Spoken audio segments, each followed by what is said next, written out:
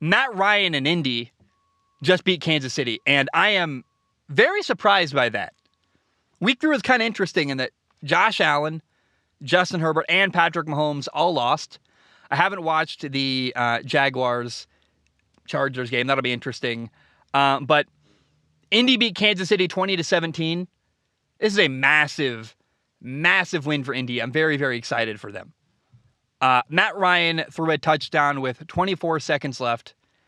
And honestly, this is a game that I don't know that the former Colts quarterback Carson Wentz would have won. Like, I've made a stink about how, good thing you got rid of Carson Wentz. Like, you solved all your problems. You started 0-1-1.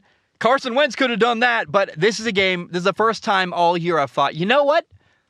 That Matt Ryan move really paid off. I just don't know that Carson Wentz would have had the patience to hang in that game week 3 the way that Matt Ryan did. He hung around. He got sacked 5 times, but he ended the game 27 for 37 passing, 222 yards, 2 touchdowns, no interceptions. And I just think that what stood out to me was Matt Ryan's patience. I think Carson Wentz would have got impatient and would have forced things a little bit, probably thrown a ugly interception or 2 in the fourth quarter or the second half of that game.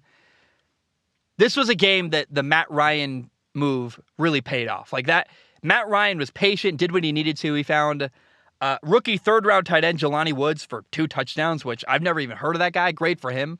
Now, I'm not trying to diss him. I just dude, Matt Ryan's got nothing really with his receiving core. He's throwing to, Michael Pittman Jr. came back. He made a big impact, but what's going on in Indy, man? They just need to figure out a receiving core. But I said last week, people were asking, should Indy blow it up? I'm like, no. Just be patient. Take your time. And the next 4 games for the Colts, they play the Titans week 4. Then they play at Denver. Then they rematch Jacksonville week 6. Then they play the Titans again week 7, this time at Tennessee.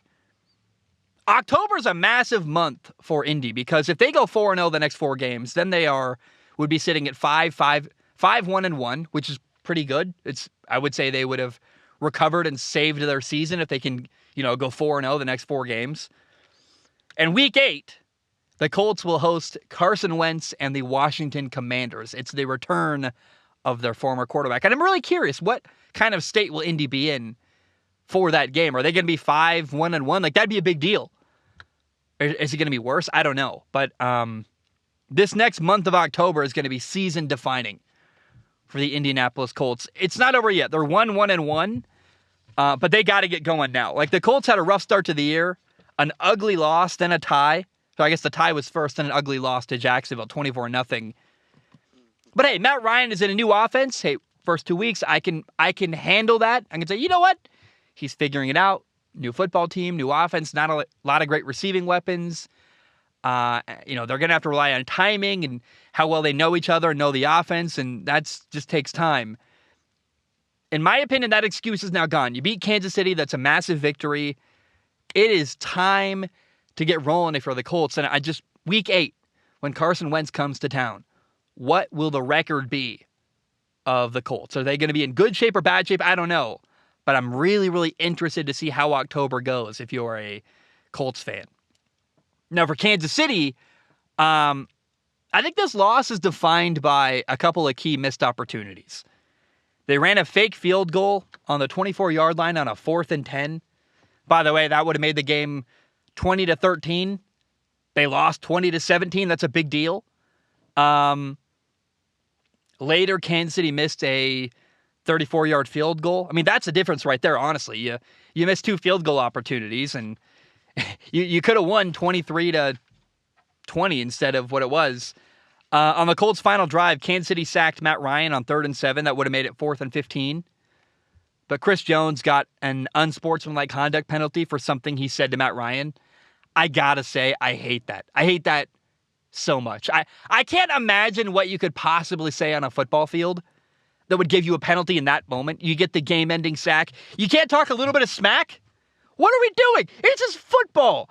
I understood when you couldn't tackle quarterbacks high or low. I understood but now you can't even talk smack to a quarterback. Like, it's getting insane to me, the way that quarterbacks are protected and coddled. And I played quarterback. The game is getting softer, and I think it's probably right. You want to have player safety. all this stuff, but you can't talk smack after you get the game-winning play. I don't know why there was a penalty in that play. I don't know what was possibly said, but I also can't. I'm a pretty imaginative guy. I'm sorry, I can't imagine a single thing you could say in that moment to get a penalty and hand the Colts a first down. I thought that was a crazy move by the refs. I didn't like it at all. Go watch old clips of Phillip Rivers mic'd up. He's talking so much trash. You can't sack a quarterback and say something to him afterward. It's bizarre to me and really frustrating. And it was a terrible penalty that really hurt Kansas City. And I don't have a side here. I don't really care. I just don't think that words you say should be costing people football games. Like, that's insane to me. You make the game-winning play, you can't get in the guy's face a little bit and go, yeah, what's up, mother? Like, you know what I mean? Like, why can't you do that? I don't know why. It's really frustrating to me. And that being said, Kansas City still had a chance at the end of the game. They had 2 timeouts left. They had the ball at the 46-yard line. They really needed 1 completion, and they were in field goal range. And Mahomes got picked off. You know, Stephon Gilmore tipped it up in the air, got picked off. I don't know. Like, felt like little details cost the Kansas City Chiefs. Tough loss. That penalty, though, for something he said to Matt Ryan. Really? We're there in the football world. I got it when you couldn't tackle the guy. You're worried about their knees. You're worried about their head. I don't know how you hit a quarterback, by the way, in 2022. It's impossible. Like, you breathe on him wrong, you get a penalty, and now you can't even talk smack to a quarterback. Like, that really irritated me just as an impartial person, just going like, what are we doing, guys? Really? Tough loss for Kansas City, man. They're supposed to play at Tampa next week. Game is kind of up in the air because of Hurricane Ian. Apparently, the Buccaneers have evacuated Tampa. They're not practicing there, so we're going to see what happens. But I don't know. If you don't play the game in Tampa, do you go to Kansas City instead? Do you get an extra home game? I don't know. But maybe they play at a neutral third, not a neutral third party, a neutral site, I guess is what I'm looking for. Play it like, I don't know, Jacksonville or something. I have no idea, but I don't know. I don't think it's right to give KC an extra home game if, it's supposed to be a home game for Tampa. You can't hand the home field advantage to Kansas City in that moment, but it's weird. We'll see what happens with the Hurricane in Kansas City and Tampa next week, but it should be a good game. I'm really interested, and an unfortunate loss for Kansas City. I don't know why they're going for a fake field goal on 4th and 10 from the 24-yard line. You're making your life difficult. Kick the field goal. Take the easy points. That would have tied the game 20-20 in the end instead of, the Colts winning 20-17. And then the missed field goal really hurt. The penalty was bad. Again, little details really cost Kansas City in this game against Indy.